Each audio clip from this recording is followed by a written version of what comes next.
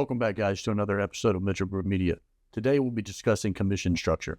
What is commission and how and to whom is it paid? My broker's license is in Florida, so I can only speak specifically about our laws and procedures.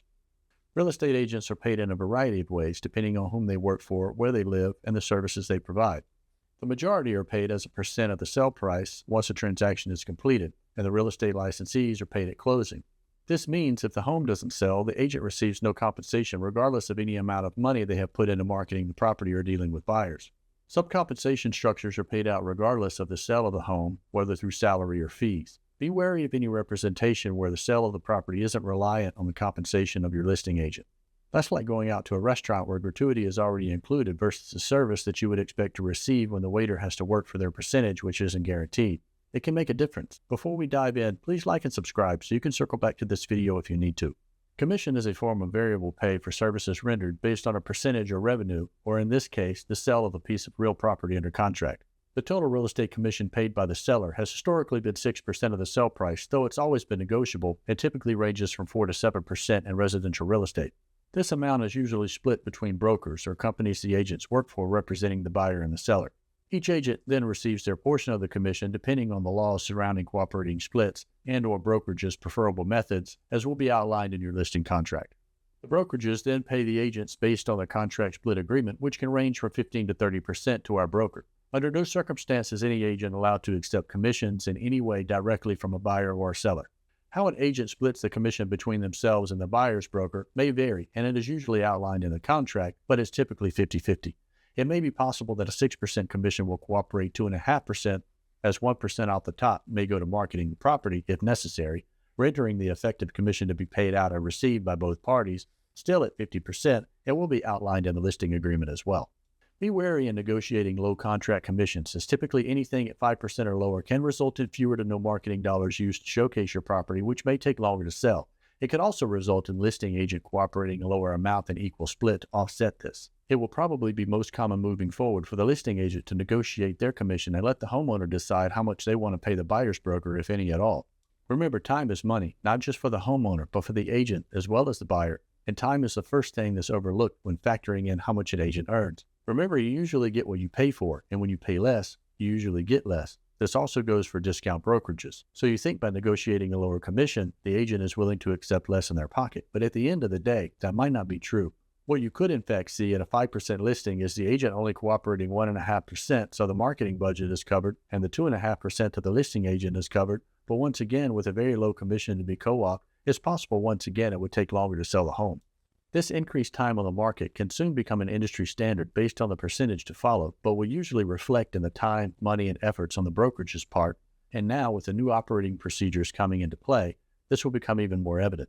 In case you're thinking about not paying a commission, or at least the listing side, to sell your home on your own, take this into consideration. According to NAR's 2022 profile on home buyers and sellers, for sale by owners homes sold at a median price of $225,000 nationwide when the home sold at all, while the median agent-assisted home sale price was $345,000. That's a price difference of 42% because of the average FSBO price and your listing agent's network and marketing reach. So when you pay a 6 or 7% commission, you're possibly getting far more in your pocket than what you're paying for in comparison. If you want to explore your options more on for sale by owner, be sure to check out my video on how to sell your home by yourself. Right now, there can be a great deal of confusion and commissions in the market centered around the class action lawsuit with NAR and settlement proceedings pertaining to the commission structure and advertisements of such structure, particularly pertaining to the MLS or the multiple listing service, which is a platform provided by the National Association of Realtors for listing property details. As a realtor in Florida, I was unaware of real estate commission laws and statutes in other states, but from my understanding, in light of the settlement, it has come to my attention that other states establish a fiduciary duty to clients when listing contracts are signed.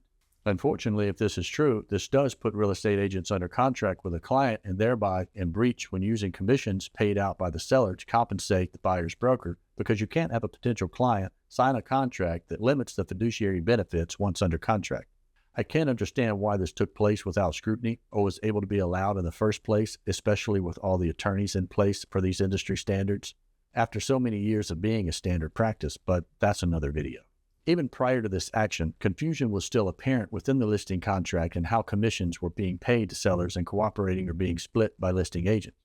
The state of Florida is a transaction broker state, so there is no fiduciary duty by your listing agent unless the proper brokerage agreement for single agency is in place. Know the law or have an attorney or your broker's agent explain this and what it means or how it pertains to you before you sign a contract. Be sure and check out my video explaining this titled Who Represents Me When I Buy or Sell for more details. While everything always has been negotiable, oftentimes these metrics end up in listing contracts that sellers sign but are still unaware of what exactly is happening or how that may affect the sale of their property. I really think the lack of transparency in many of these complicated issues is what brings about many issues regarding this industry to start with, and a lot of times it comes from the agents themselves not fully understanding the law. There must be transparency, and you must feel comfortable that the person you choose to represent you is using skill, care, and diligence with all parties involved to execute the deal, but you also must take on the responsibility of educating yourself on some of these issues. Trusting your most valuable asset with someone or some brokerage is something you must feel comfortable with. The trade-off has always been when you sell, you pay the commission for both parties, which has always been negotiable and theoretically could still take place in any transaction brokerage state such as Florida. The fact that a professional will never undercut their worth doesn't mean it's not negotiable. It just means you don't have to list your home with that person. Then when you go to purchase a home, you don't pay a commission. Why is this most effective? Because buyers can't mortgage commissions. You can't borrow money as a buyer to pay commissions, and particularly for first-time home buyers, that's not coming off of any equity, so that extra 2.5% or 3% would have drastic consequences for what first-time home buyers can afford. Even if they're willing to pay their broker to buy your house, they may not qualify. So you see, the time that it would take to sell the home, whether they're willing to sign or not, is still going to be affected in the lack of qualifying buyers if you're not willing to pay the buyer's broker commission. Now you may be thinking, well, I won't have to deal with that person because if they have representation, they'll already know what it is they're approved for based on the percentage they're willing and able to pay their broker. But as soon as buyers realize they themselves can purchase 3% more home by only focusing on sellers that co-op, what would you rather have, 3% more or 3% less home, but the same out-of-pocket expense? Few people, if any, spend less than what they qualify for because mortgage companies' qualifying criteria is extremely conservative to cover their investment. The reality is most people can afford more, so they use all of their purchasing power for this reason. Even those that are most fiscally responsible and wanting to spend as little as possible will soon find out how they feel in a home that is at the height of their purchasing power versus how they feel in a home with a lower price point than their ability. Let me take the time to tell you a quick story on how I found my roofer. I won't name names because I'm not sure if this is a compliment or a dig, but I had several companies come by and give estimates. Most were very nice, very pleasing to talk to. They represented their companies very well. And there was this one individual who came by that was actually the owner. Not one smile, not one laugh, very dry, curt, and to the point as if time was of the essence. He kept looking at his watch. I'm sure he had other appointments to get to, certainly not the cheapest. Why did I choose him? And I asked after the fact, I said, has anyone ever accused you of being an asshole? And in the same straight face, he replied, on the regular. I said, do you feel like you were misunderstood when that happens? And he said, yes. I said, well, I didn't misunderstand.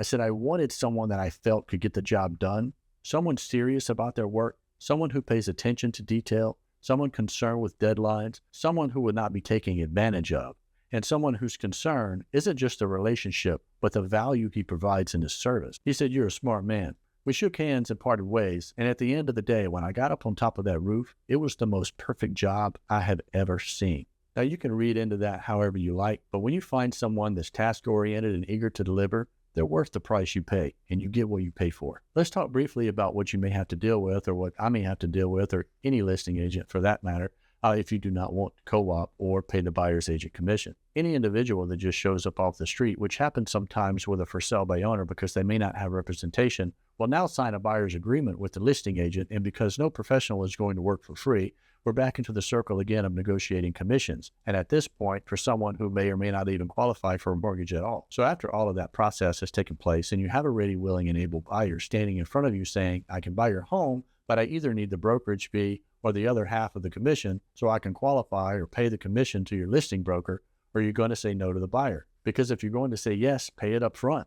List your property at the agreed upon percentage and have it appropriately represented, marketed, and sold within the average market time period, which will be less time in that scenario because other buyer's agents are bringing the pre-qualified buyer and you never have to worry about going through this long drawn out process. This industry level pushback on not paying the buyer's agent as a seller, now you can see may cause even more fees and ultimately more commission to be realized and paid to the listing agent while taking longer to sell the home, effectively raising the price of the home through time on the market because time is money. Many times a buyer will say, don't show me any properties that aren't cooperating the buyer's agent's commission because I don't have the time to negotiate just to have to move on to another property. So your property may not even get the consideration of an offer, even if you're willing to accept it and pay the commission, because the buyers ultimately want the home that they qualify for, and their mortgage approval is a time-sensitive document. So they just may not have the time to enter in these types of negotiations. I hope now you understand more about the process of commission structure, and I hope you found this video informative and helpful in some way. And if so, please consider liking and subscribe,